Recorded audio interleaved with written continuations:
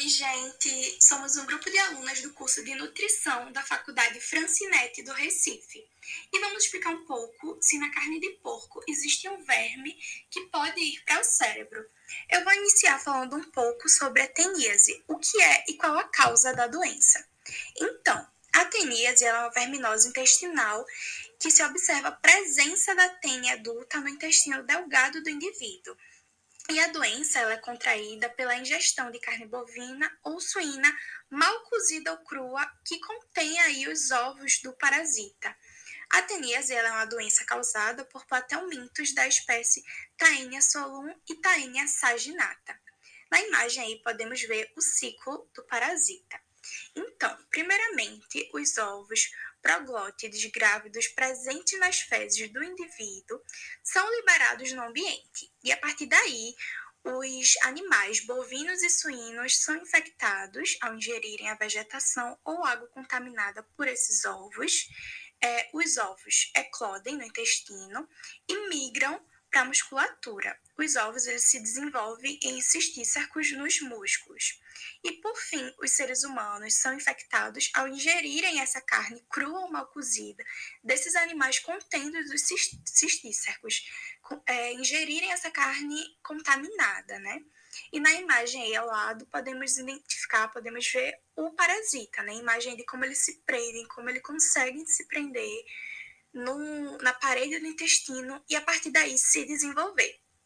Então, essa doença, a teníase, ela normalmente, na maioria das vezes, não apresenta sintomas. No entanto, a partir do momento que o parasita se fixa à parede do intestino e se desenvolve, podem sim surgir alguns sintomas.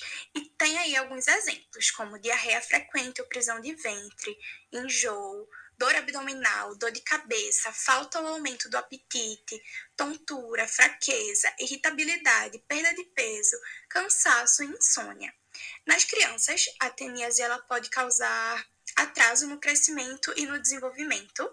A presença da tênia na parede do intestino das crianças ela pode também provocar hemorragia e levar à produção e liberação de pouco ou muito muco. Sobre o diagnóstico, a teníase ela muitas vezes é difícil de identificar justamente pela falta de sintomas, e aí quando aparecem alguns sintomas são semelhantes a outras doenças infecciosas gastrointestinais. E para o médico identificar o diagnóstico, o médico ele normalmente avalia os sintomas presentes, né, se aparecer alguns sintomas, e solicita a realização de exames de fezes para verificar a presença de ovos proglótis da tênia, sendo possível confirmar o diagnóstico. A teníase ela é uma doença que tem sim cura. O tratamento é através de uso de medicamentos antiparasitários, como niclosamida, praziquantel e albendazol.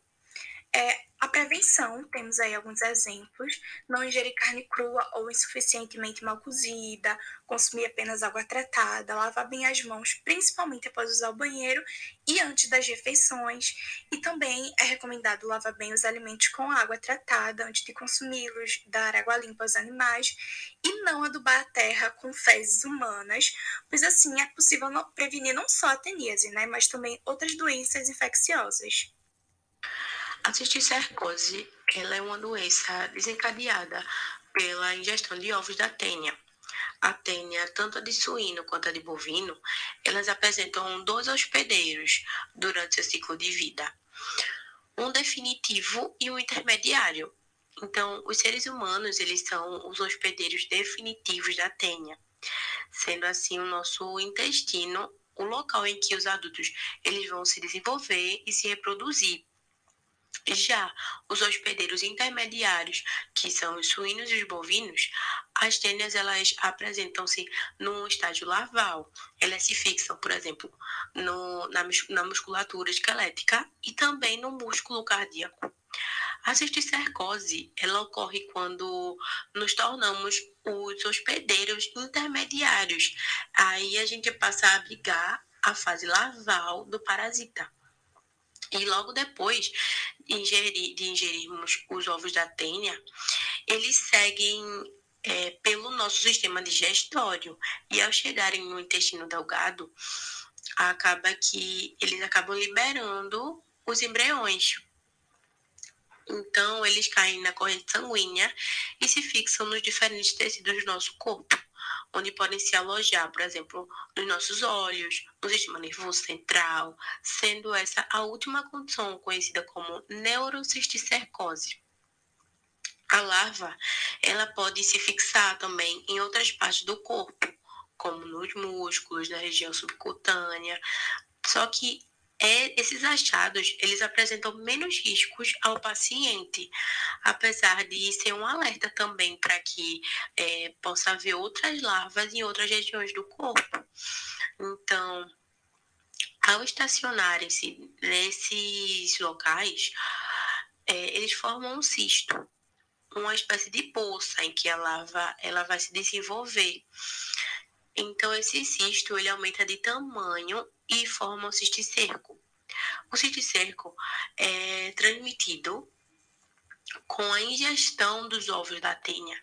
Isso ocorre quando ingerimos alimentos ou águas contaminadas pelas fezes de seres humanos que possuem teníase. Essa condição ela pode ocorrer quando as fezes elas são liberadas em ambientes inadequados, contaminando, por exemplo, a água que vai ser utilizada para a irrigação e mesmo para o consumo mesmo, né? Então, os hábitos de higiene inadequado também podem fazer com que a doença se espalhe. Pode não ocorrer, por exemplo, quando uma pessoa com teníase sem hábito adequado de higiene, ela manipula e leva sua mão à boca. A cisticercose, ela pode causar diferentes sintomas. Ela vai depender muito do local do cisticerco. Quando afeta o sistema nervoso, ela pode provocar convulsões, dores de cabeça e até mesmo a demência. Ao atingir os olhos, ela pode provocar alterações visuais e levar até a cegueira. Nos músculos e na região da coluna, ela pode provocar dificuldade para andar. Já o seu tratamento depende muito do local onde o cisticerco ele vai ser encontrado. Então, ele vai poder se basear no seu tratamento apenas de medicamento antiparasitários ou também pode levar à cirurgia. E a prevenção do cisticerco inclui também as medidas básicas de higiene, né?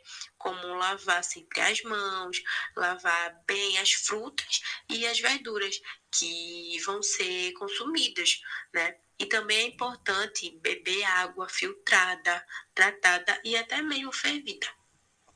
E não utilizar as fezes humanas como adubo e utilizar a água de qualidade para irrigação de horta.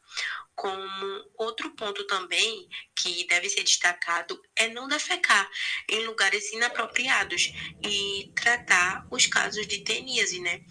E a fim de evitar com que os ovos contaminem a água e os alimentos também. Então, já que a gente conhece um pouco sobre a teníase e a cisticercose, agora a gente vai falar sobre a neurocisticercose, que é provocada pela forma larvária da Taenia solium e mais raramente pela larva da Taenia saginata, ou seja, é mais comum as pessoas, os pacientes que estão com neurocisticercose, terem se infectado por cisticercos presentes na carne dos suínos. A infestação do sistema nervoso ela pode ser única, né? Pode ser encontrado apenas um cisticerco ou múltipla, que é o mais comum de acontecer, encontrar vários cisticercos parasitando o cérebro. A cisticercose ela pode ser adquirida de duas formas e pode evoluir causando a neurocisticercose. A autoinfecção, quando os ovos de um indivíduo infectado são transferidos da região perianal para a boca ou quando os ovos são regurgitados do intestino para o estômago, né? Então, voltar para o estômago. Estava no intestino e volta para o estômago. E a segunda forma é a heteroinfecção, que é a ingestão dos ovos por intermédio de água ou alimentos contaminados.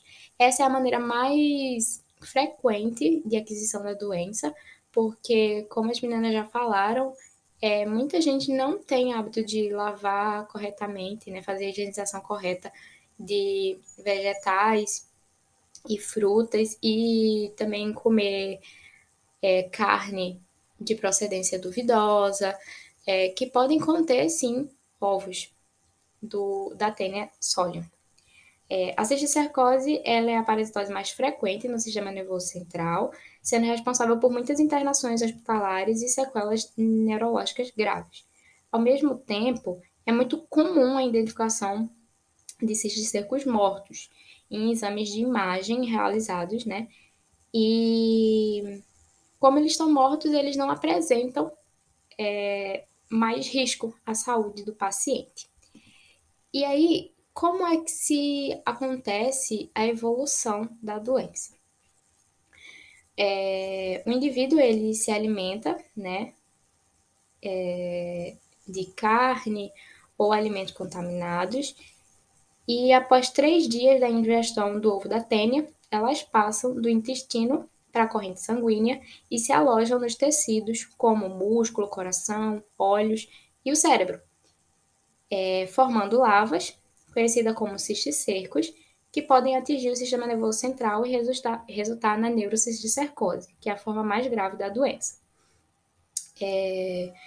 A neurocisticercose ela pode ocorrer pela presença do cisticerco na parenquimia cerebral, pelo processo inflamatório decorrente, ou pela formação de fibrose, granulomas ou calcificações no cérebro.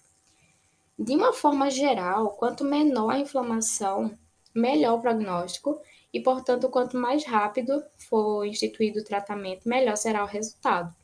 Então, assim, quando tem uma pequena quantidade de cisticercos parasitando o cérebro, é muito mais fácil tratar.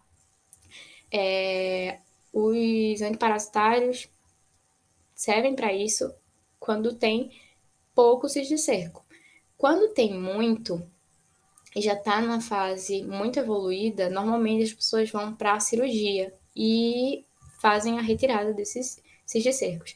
Às vezes até a cirurgia não dá resultado, porque alguns cisticercos estão localizados em lugares de difícil acesso, então o médico fica difícil de tirar, ou estão em locais que, se forem retirados, pode comprometer, né, a vida do paciente.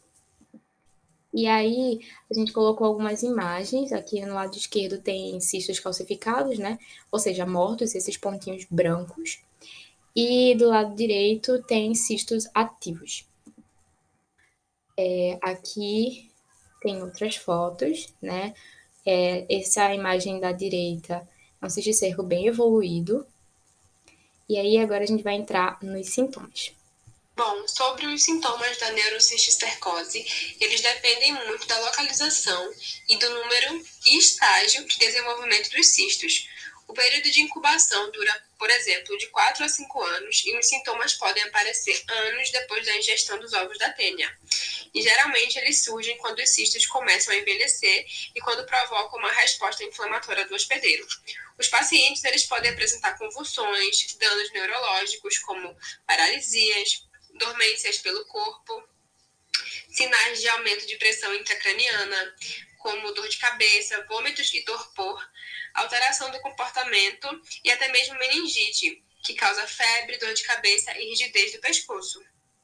E sobre o tratamento da neurocisticercose, uma pessoa que ela é infectada pela Taenia solium, ela deve ser tratada para eliminar os vermes adultos, juntamente com seus parentes ou pessoas mais próximas que tiveram contato com ela, devem ser examinadas por um especialista para descartar qualquer possibilidade de infecção pela cisticercose. O tratamento da infecção intestinal ele é muito parecido com o de outras verminoses e é feito, por exemplo, por medicamentos de via oral. O tratamento da cisticercose tem como objetivo a redução da resposta inflamatória, mas nem todos os pacientes eles podem ser tratados, pelo fato de que os cistos já podem estar mortos ou a resposta inflamatória ao medicamento pode ser pior que o da doença. O tratamento também pode ser a observação, o uso de drogas antiparasitárias e anti-inflamatórias, tratamento hormonal e também pode ser a cirurgia. Algumas formas da doença precisam sim do tratamento cirúrgico e elas podem evoluir com o aumento da pressão intracraniana, como dor de cabeça forte, vômitos e alteração no nível da consciência. E a cirurgia, ela pode ser realizada para retirar o cisto, também para descomprimir o cérebro, que sofre com inchaço, ou para desobstruir a circulação de licor através da neuroendoscopia ou derivação licórica. E a neurocisticercose, ela pode atingir a coluna ou a medula espinhal e também tem indicação da cirurgia se estiver comprimindo os nervos ou a medula. Resumindo, a teníase é adquirida por meio da ingestão de carne bovina ou suína mal cozida e com larvas, enquanto a cisticercose se desenvolve a partir da ingestão de ovos do parasita, por meio, por exemplo, de verduras e legumes mal lavados ou água contaminada.